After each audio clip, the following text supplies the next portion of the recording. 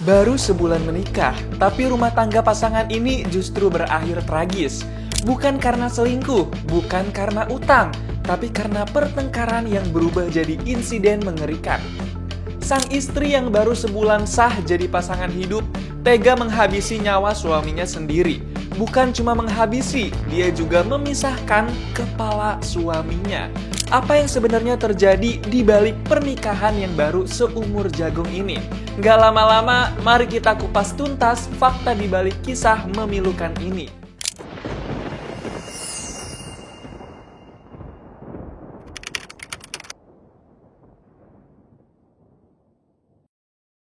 Kembali lagi di channel Istana Media. Di video kali ini, kita akan membahas tragedi mengerikan yang bikin semua orang merinding. Pernikahan seharusnya menjadi awal kehidupan baru yang indah.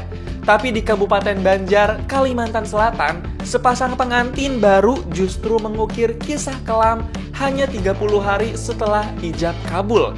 Didi Irama atau Dipan dan Fatimah baru saja menikah.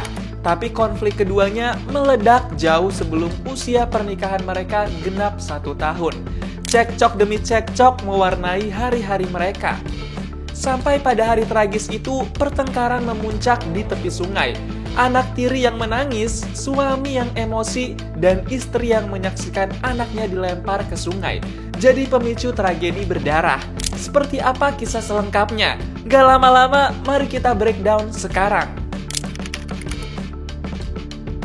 Tragedi berdarah itu terjadi pada hari Rabu 16 Juli 2025, pukul 15.00 WITA, di dalam hutan Paramasan Atas, Kabupaten Banjar, Kalimantan Selatan.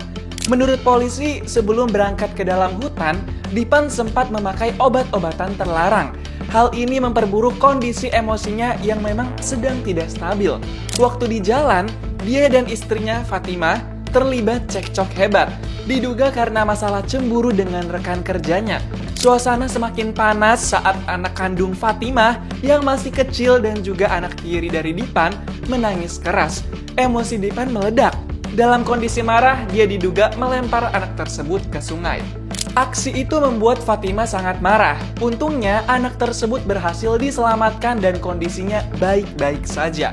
Pertengkaran tentu saja semakin memanas, sampai mereka tiba di tepi sungai Kuman. Di sana, Dipan menyakiti Fatimah hingga terjatuh. Fatimah yang waktu itu membawa parang, langsung membela diri dengan menebaskan parang tersebut ke arah Dipan. Kejadian ini disaksikan langsung oleh kakak Fatimah, Farhan atau Papar, yang ikut naik pitam waktu lihat adiknya disakiti. Farhan pun ikut menyerang Dipan dengan menggunakan senjata tajam.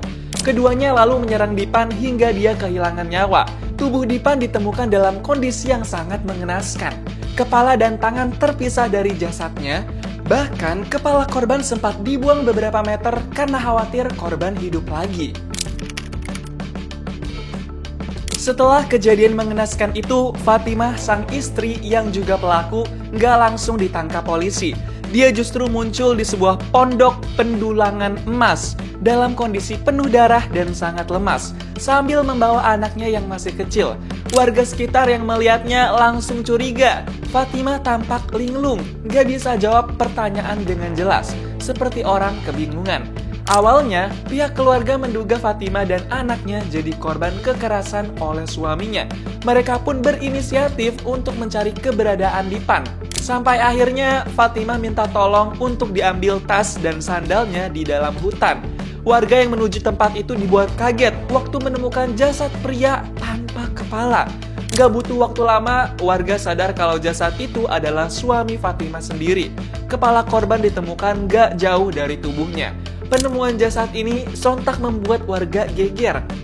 Setelah pengakuan dan bukti-bukti mencuat, Fatimah dan Farhan akhirnya diamankan oleh polisi tanpa perlawanan. Sedangkan korban dievakuasi ke RSUD Ratu Zaleca.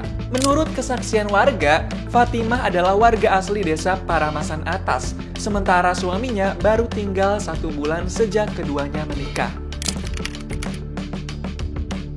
Setelah Fatimah dan kakaknya ditangkap polisi tanpa perlawanan, keduanya langsung ditahan kepolisian Resor Banjar, Kalimantan Selatan untuk pemeriksaan intensif. Berdasarkan hasil penyelidikan, polisi menyampaikan kalau korban sempat diketahui mengonsumsi obat-obatan terlarang sebelum kejadian. Beberapa barang bukti juga berhasil diamankan dari TKP. Di antaranya ada 3 bilah senjata tajam, di antaranya 2 parang dan 1 belati, 1 lembar celana jeans biru, baju tidur wanita, tapih batik hijau, pakaian milik korban termasuk kaos hitam, celana hitam, dan sepasang sepatu boots hijau. Akibat perbuatannya, kedua tersangka dijerat pasal 338 KUHP tentang pembunuhan subsidiar pasal 170 ayat 2 ke 3E KUHP tentang pengeroyokan yang menyebabkan kematian. Fatimah dan Farhan terancam maksimal 15 tahun penjara. Kasus ini langsung memicu gelombang perhatian publik yang begitu besar. Tapi yang mengejutkan, publik nggak menunjukkan simpati pada korban, justru memusatkan dukungannya pada pelaku alias Fatimah. Banyak dari warganet menilai kalau Fatimah adalah korban kekerasan dalam rumah tangga yang sudah lama terpendam. Saat anaknya dibuang ke sungai oleh sang suami dan dirinya disakiti hingga terjatuh, publik menganggap dia hanya bereaksi untuk melindungi diri dan anaknya. Harusnya tidak dipenjara, lepaskan saja, karena dia menyelamatkan nyawa anak dan dirinya sendiri, tulis salah satu komentar dari warganet. Karena kasih sayang ibu terhadap anaknya melebihi apapun, salut dengan ibu ini, kata warganet lain. Di media sosial, gelombang dukungan terus bermunculan. Banyak yang menyebut Fatimah sebagai perempuan hebat yang selama ini menahan diri. Sampai akhirnya nggak mampu lagi menahan saat anaknya juga ikut jadi sasaran. Meski aksi Fatimah terbilang brutal dan tragis, publik banyak yang menyuarakan agar dia tidak dihukum secara maksimal, tapi diberikan pendampingan psikologis dan diperlakukan sebagai korban yang sedang membela dirinya. Nggak ada pernikahan yang sempurna, tapi nggak ada juga yang layak terus-menerus hidup dalam ketakutan. Kasus Fatimah bukan hanya soal seorang istri yang menghabisi suami dengan cara mengerikan. Ini adalah cermin dari begitu banyak yang di dalamnya penuh luka, tapi tertutup rapat oleh diam dan ketidakpedulian. Dari kejadian ini ada beberapa pelajaran besar yang seharusnya jadi refleksi kita bersama. Pertama, kekerasan dalam rumah tangga itu nyata dan bisa terjadi pada siapa saja. Banyak orang mengira rumah tangga yang baru seumur jagung pasti masih penuh cinta. Tapi di balik itu, bisa jadi sudah ada kekerasan yang terjadi. Fatimah hanya satu dari banyak korban KDRT yang memilih diam karena tidak tahu harus kemana. Kasus ini menunjukkan bahwa kekerasan bisa terjadi secepat pernikahan itu dimulai. Dan ketika korban nggak diberi ruang untuk bicara, semua bisa berakhir fatal. Kedua, korban butuh tempat untuk bisa dimintai tolong. Tidak ada yang membenarkan kekerasan, tapi juga tidak adil jika kita memutuskan kasus ini dari satu sisi. Fatimah tidak bertindak tanpa alasan. Dia melawan karena dirinya disakiti dan anaknya dilempar ke sungai. Itu bukan reaksi spontan, itu ledakan dari emosi yang sudah lama mengendap. Ketiga, lingkungan sekitar harus lebih peka pada tanda-tanda kekerasan. Di desa kecil, mungkin tidak semua orang tahu bagaimana cara melaporkan KDRT. Gak semua korban juga punya akses pada bantuan hukum atau psikolog. Dalam kasus ini, gak ada yang mendampingi Fatimah sejak awal. Gak ada juga lembaga yang tahu kalau ada anak kecil yang jadi saksi kekerasan rumah tangga. Keempat, hukum perlu melihat konteks dan latar belakang kasus ini secara utuh.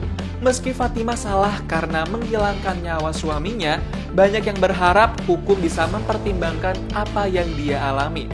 Kadang pelaku sebenarnya adalah korban yang gak lagi punya jalan keluar.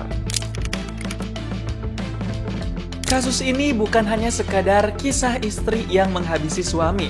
Ini adalah potret getir dari rumah tangga yang hancur karena kekerasan, tekanan batin, dan minimnya perlindungan bagi korban. Fatimah kini harus menghadapi proses hukum atas perbuatannya. Tapi publik juga nggak bisa menutup mana pada apa yang dialami sebelumnya. Sebagai istri yang dipukul, sebagai ibu yang anaknya dibuang ke sungai, dan sebagai perempuan yang akhirnya kehabisan cara untuk bertahan. Di satu sisi, hukum harus ditegakkan, tapi di sisi lain, ini juga harus jadi momen untuk mengevaluasi sejauh mana sistem, lingkungan, dan kita semua bisa hadir sebelum semuanya terlambat. Gimana menurut kamu? Coba tulis di kolom komentar ya. Jangan lupa untuk like dan subscribe. Serta pastikan untuk nyalakan lonceng notifikasinya agar kamu nggak ketinggalan konten breakdown selanjutnya.